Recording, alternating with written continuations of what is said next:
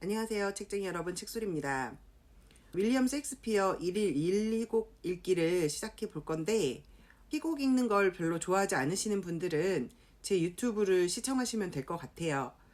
제가 줄거리랑 나름대로의 해설을 담아 놓으면 여러분들이 들으시고 조금 더 와닿는 작품을 골라 읽으시면 될 것 같아요. 4대 비극부터 들어갈 건데, 가나다 순으로 오늘은 리어 왕을 읽어볼 거예요. 열린 책들 세계문학 201번째 도서로 준비했고요. 이 작품은 기원전 8세기 브리튼의 전설적인 왕 리어의 이야기를 담고 있어요. 이 작품에는 여러 가족이 나오는데 줄거리의 핵심이 되는 두 가족에 대한 소개를 먼저 해드릴게요. 우선 리어 왕의 가족인데, 리어에게는 세 딸이 있어요. 첫째 딸 고너릴과 그의 사위 올버니 공작, 둘째 딸 리건 역시 결혼을 해서 코널 공작이라는 사위가 있고요. 그리고 셋째 딸 코딜리어는 아직 미혼이에요. 그리고 다른 하나의 가족은 글로스터 백작의 가족인데, 글로스터는 두 아들을 두고 있어요. 장남 에드가와 둘째 아들 에드먼드가 있는데, 이 둘째 에드먼드는 굉장한 야심가예요. 욕망이 많은. 그래서 자기 자신이 서자라는 이유 때문에 형과 아버지 사이를 이간질해서, 만약에 형이 사라진다면 형이 가지고 있는 어떤 재산권이나 그런 위상들을 자신의 것으로 만들 수 있다라는 그런 생각 때문에 어떤 음모를 꾸미고, 이 음모가 이 리어 왕의 그 이야기 줄거리 흐름을 많이 좌지우지하는 그런 인물이에요. 이렇게 두 가족이 있고, 그 가족에는 아버지라는 사람들과 그리고 자식이라는 사람들이 있어요. 이야기가 시작된과 동시에 리어는 상속선언을 해요.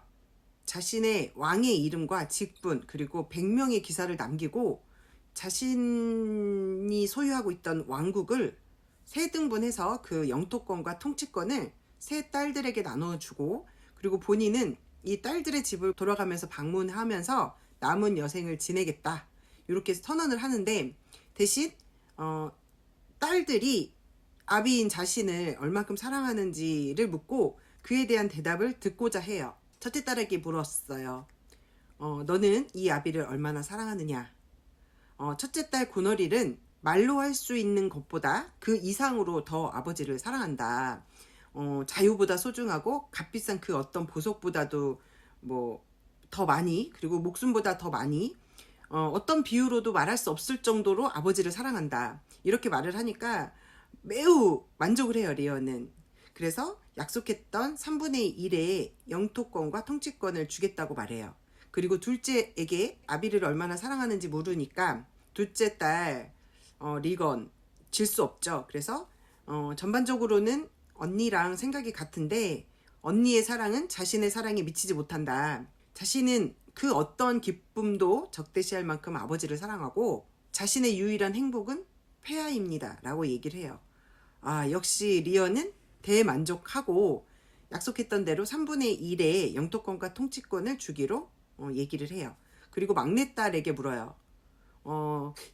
리어는 막내딸을 제일 조금 아꼈던 것 같은데, 코딜리어에게 아버지를 얼마나 사랑하는지 묻자, 코딜리어는 자기 가슴에 있는 것들을 혀끝에 담아서 표현하는 게 너무 고통스럽다. 그래서 저는 아버지를 내 아비인 것 이상도 이하도 아닌 만큼만 사랑한다 라고 하니까 좀 놀래요, 리어가. 이럴 수는 없어. 그래서 다시 물었는데, 코딜리어는 자신은 아버지를 온전히 사랑하기 위해서, 언니들은 다 결혼을 했지만 자기는 결혼하지 않을 거다 라고 말을 했지만, 리어는 실망을 넘어 화가 머리끝까지 나가지고 너한텐 땡전 한 푼 줄 수 없다 막 경노하고, 그리고 코딜리어에게 주려고 했던 그 재산을 반등분해서 큰딸과 둘째 딸에게 나누어져요. 그러니까 큰딸과 둘째 딸은 50%씩 가진 거예요. 그리고 코딜리어를 아주 정말 눈앞에서 치워버리고 싶어서 프랑스 왕에게 시집을 보내요. 코딜리어가 거의 쫓겨나듯이 시집을 가버린 거예요. 리어 왕은 켄트라는 충신이 있었는데, 그 켄트가 안 된다, 경거망동 하지 마셔라, 당장 그 상속선언을 철회하시라 이렇게 얘기를 해서 리어가 감히 건방지게 어디서 그 입 다물라 이렇게 얘기를 하는데, 켄트는 그 어떠한 뭐 자기 목숨을 앗아가는 그런 일이 있을지언정 자기는 말을 해야겠다. 절대 그 이런 질문으로 인한 상속을 멈추시라 라고 얘기를 하거든요. 리어는 정말 꼴도 보기 싫은 거예요. 켄트도. 그래서 내 눈앞에 사라져라 하면서 추방을 해요. 그리고 글로스터의 아들, 둘째 아들 에드문드는 자신의 야망을 위해서 그 거짓 편지로써 형을 음해하고, 글로스터는 그 둘째 아들의 말을 믿고 첫째 아들 에드가를 잡아 죽일 듯이 명을 내려요. 당장 데려와라. 에드가는 일단은 숨어야 했어요. 그래서 거지로 변장을 해요. 그러니까 누가 봐도 에드가인 걸 모른 채. 그래서 그 거지 행색을 제대로 내기 위해서 그들을 막 따라하는 그런 연습도 하고, 그리고 어떤 광야에 있는 외딴 집에 딸린 헛간에 숨어들어요. 에드먼드는 자신의 출세와 어떤 명성을 위해서 고너릴과 리건의 양쪽에 붙어서 사탕발린 같은 그런 달콤한 말로 두 여자를 유혹해요. 그래서 그 두 여자가 에드먼드를 사랑하게 돼요. 리어는 이제 상속을 끝냈죠. 그래서 이제 자기가 애초에 얘기했던 대로 두 딸의 집을 번갈아 가면서 방문하면서 자기의 여생을 보내려고 했는데, 첫째 딸 집에서 엄청난 푸대접을 받아요. 푸대접. 큰딸이 아버지가 데리고 있는 그 기사들, 100명의 기사들을 내가 먹이고 재울 수 있지 못한다. 그 노인네가 무슨 100명의 기사가 필요하냐. 반으로 줄여라. 리어가 너무 화가 났어요. 어떻게 그 아버지를 그렇게 사랑한다던 네가 아버지를 이렇게 홀대하고 멸시하고 갈시하고 등한시할 수 있느냐. 그래서 이제 너무 화가 나서 둘이 말다툼 끝에 정말 리어가 자기 딸에게 완전히 입에 담을 수 없는 악담을 하고 저주를 퍼붓고, 나는 너 같은 자식을 둔 적이 없다면서 이제 둘째 딸한테 가겠다 라면서 이제 자기의 기사들과, 그리고 리어의 옆에는 그 바보 광대가 있었거든요. 누군가가 옆에서 옳은 소리나 싫은 소리를 하면 리어는 굉장한 화를 내지만 바보 광대가 하는 말들은 그래도 듣는 편이었거든요. 바보 광대가 잔소리를 옆에서 막 하면서 같이 이제 둘째 딸 집으로 가는데, 첫째 딸 고너릴이 이미 편지를 써서 동생 리건에게 아버지가 곧 갈 건데 내가 이렇게 했으니 그리 알고 있어라 라고 편지를 보내놨어요. 리건 역시도 아버지가 오는 게 사실 싫었어요. 리건은 아버지에게 큰언니의 말이 다 맞다. 그리고 내가 볼 때는 50명도 사실 기사가 필요하지 않다. 아버지는 그거에서 또 반으로 줄여야 된다. 와, 다행스럽게도 리어는 두 딸의 배신을 바로 인지할 수 있었어요. 리어는 둘째 딸에게도 버림을 받고 길을 나섰는데 하필 폭풍우가 엄청 쏟아지는 그런 날씨였어요.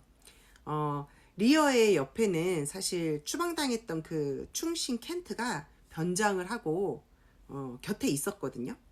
가련하고 너무나 서글픈 그 리어의 처지를 너무나 마음 아파하면서 그 폭풍우가 쏟아지는 광야에서 일단은 비를 피해야 되니까 그 외딴 집에 딸려있는 헛간으로 리어를 데리고 가요. 그 헛간에는 사실 진작부터 글로스터의 첫째 아들 에드가가 거지톰으로 변장을 해서 누워 있었거든요. 그곳에서 만난 그 두 사람이 서로 광적인 말을 막 늘어놔요. 이 사람이 하는 말도 무슨 소리인지 모르겠고 저 사람이 하는 소리도 무슨 소리인지 모르겠지만 사실 에드가는 멀쩡한 사람이잖아요. 그래서 리어의 처지를 굉장히 안타까워했고, 그리고 리어는 저 헛소리를 하는 저 거지 톰이 좀 정신은 온전치 않으나 저 사람이 하는 말들이 전반적으로 가슴을 때리는 거예요. 그래서 거지 톰을 좋아하게 돼요. 그리고 한편으로 한때는 한 왕국을 호령했던 자신이었지만 이제는 영토권도 없고 통치권도 없는 이 늙은 상황에서 자식들에게 버림받고 이렇게 정신도 오락가락하는 자기의 처지가 저 거짓돈보다 나을 게 무엇인가 이런 생각을 하게 돼요. 당시 소문에 그 첫째 사위와 둘째 사이에서 전쟁이 일어날 거라는 소문이 돌고 있었어요. 정치적으로 굉장히 불안한 상태였는데 때마침 그 프랑스로 시집갔던 코딜리어와 그 켄트 백작이 서로 이렇게 소식을 전해 듣고 있었던 상황이었어가지고 코딜리어가 아버지의 그 상황을 들었잖아요. 켄트에게. 이제 화가 난 거예요. 자기 아버지를 그렇게 워낙에 효심이 깊었던 코딜리어여가지고 프랑스 왕이 군사를 내어줘요. 그래서 그 군사들을 이끌고 코딜리어가 오고 있었어요. 당시 글로스터 백작은 리어 왕의 처지가 너무 마음이 아프고 그리고 프랑스에서 셋째 딸이 들어오고 있다라는 얘기를 이제 소식을 듣고 자신의 아들 에드몬드에게 그런 말을 해요. 이제 우리는 왕에게 좀 붙어야 된다. 근데 에드몬드는 이번 전쟁으로 인해서 자기가 어떤 큰 공을 세우고 자기의 명성과 어떤 그 권위를 위로 쭉 올리고 싶었어요. 그래서 와 정말 불효막심하게도 이 코널 공작 둘째 사위에게 리어의 둘째 사위에게 자신의 아버지가 한 말을 밀고 해요. 너무 화가 난 그 둘째 사위 코널이 글로스터를 당장 잡아와라. 두 눈을 뽑아버리겠다. 이렇게 얘기를 하는데 그 코널 공작의 그 하인이 아무리 자기가 코널 공작을 모시고 있지만 이거는 정말 아니다 라고 하면서 멈추셔라. 그러지 마셔라 라고 하는데 코널이 이제 또 리어처럼 이게 어디서 대들어 해서 둘이 또 칼부림이 나거든요. 그래서 그 칼부림으로 하인은 죽고 코널은 굉장히 큰 부상을 입게 돼요. 두 눈이 빠진 글로스터는 정말 죽고 싶었어요. 장남을 어찌되었든 둘째 아들의 음해로 인해서 자신이 오해를 하고 자기가 어리석었던 거죠. 그래서 죽고만 싶었는데 죽으려고 하는 그 글로스터 백작을 살려낸 게 장남 에드가예요. 그래서 일단은 목숨부지를 한 상태이고 프랑스에서 코딜리어가 도착을 해서 리어 왕을 만나는데 에드먼드의 야심이 대단했어요. 에드먼드가 전쟁에서 승리를 했네요.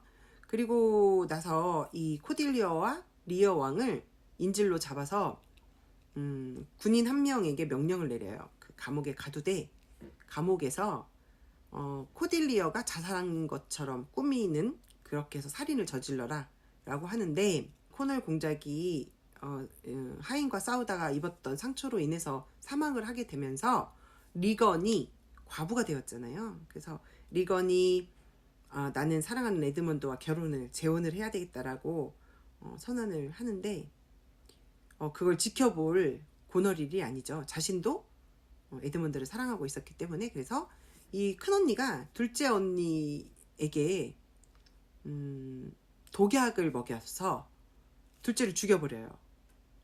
그리고 나서 자신은 자결을 해요. 이쯤 되면 막 나가는 집안이죠.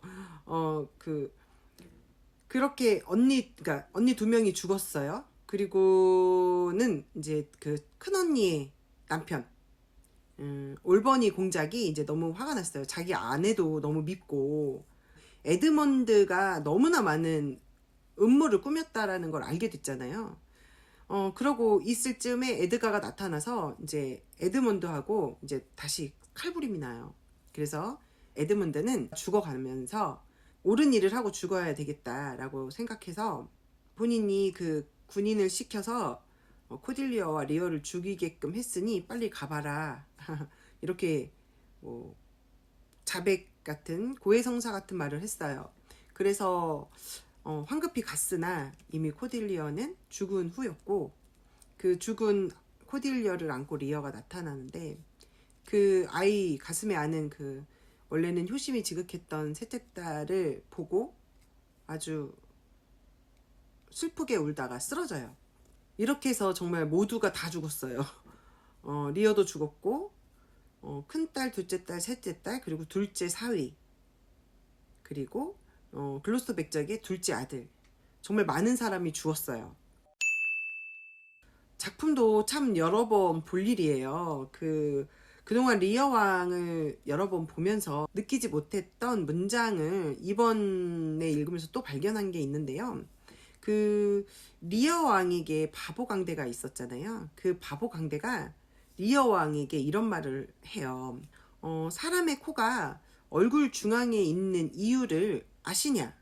코가 얼굴 중앙에 있는 이유는 양쪽에 눈을 붙여서 냄새 맡을 수 없는 것들을 눈으로 보라는 의미다. 바보 강대가 켄트에게 이런 말을 해요. 장님이 아닌 다음에야 다들 코를 가지고 있으면서도 눈의 안내를 받는다.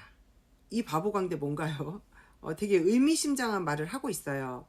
저 이 문장이 이번 제독에서 보였어요. 리어왕이라는 작품은 늙은 아비를 향한 딸들의 어떤 배은망덕을 이야기하고 있기도 하지만 사실 더 중요한 것은 리어도 마찬가지고 글로스터도 마찬가지고 사람의 진심을 알아보는 그런 눈이 없었어요. 이렇게 시각적으로 상징되는 것을 믿고 판단하는 것이 과연 옳은가 하는 이야기를 들려주는 그런 작품이었어요. 셰익스피어의 4대 비극 중 하나인 리어왕은 1606년 크리스마스 다음날 저녁에 영국 제임스 1세의 화이트홀 궁정에서 상영되었던 작품이라고 해요.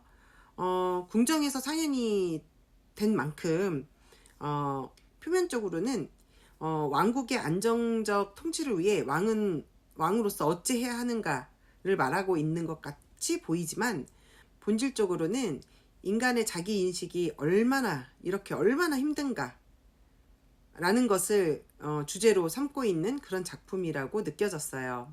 스스로 왕관을 내려놓았던 리어가 그 광야에서 폭풍우가 칠 때 약간 치매기가 동반돼서 그 풀떼기 같은 걸로 왕관을 만들어서 스스로 쓰고 막 배회하는 그런 장면이 연극 같은 거를 통해서 보면 나오는데 요 장면이 너무나 눈에 선하면서 책이 읽히더라고요. 희곡이라는 장르는 굉장히 콤팩트하게 줄거리가 진행되기 때문에 익숙하지 않아서 읽기 어렵다고 느껴질 수 있지만 메시지만큼은 아주 쉽게 찾을 수 있는 장점을 또 가지고 있어요. 어때요? 리어왕 재미있으셨나요? 저는 또 다른 비극을 또 가지고 다음 영상에서 또 만날게요.